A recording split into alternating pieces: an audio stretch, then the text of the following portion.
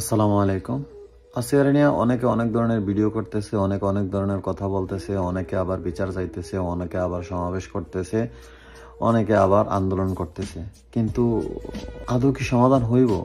কয়টা আসিয়ার বিচার নিশ্চিত করবেন? আমি এই আসিয়ার পুরোটা দায় দিতে চাই প্রশাসনের। আমি এই আসিয়া দর্শনের পুরোটা দায় দিতে চাই দেশের আইন ব্যবস্থার। আমি পুরোটা দায় দিতে চাই দেশের সরকারের, দেশের আইন উপদেষ্টার, আইন মন্ত্রীর। কারণ তারা বিগত দিনে বিচার করে নাই, যার কারণে একের পর এক ঘটনা ঘটতেছে। এটাতে পারবেন দায়।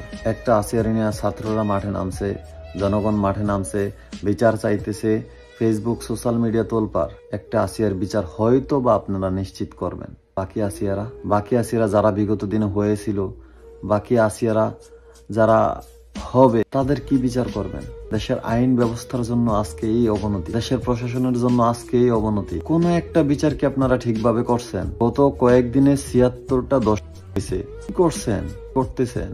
কোথায় আইন, কোথায় প্রশাসন, কোথায় বিচার? কার কাছে বিচার চাইবো আমরা?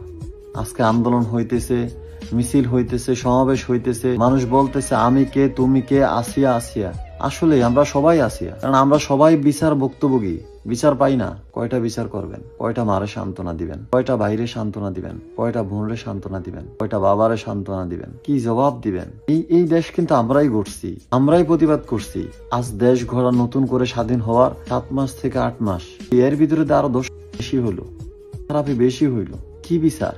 কোথায় বিচার? কোথায় আইন? তাহলে কি আমরা বলতে বাধ্য হমো যে সেই মসনদে বসে সেই জনগণ রে চিনে না? আমাদের পারিয়ে মসনদে বসাই আপনাদের ধর্ম। আপনারা যখন মসনদে বসেন, ক্ষমতায় বসেন, আমাদেরকে না চিনাই আপনাদের ধর্ম।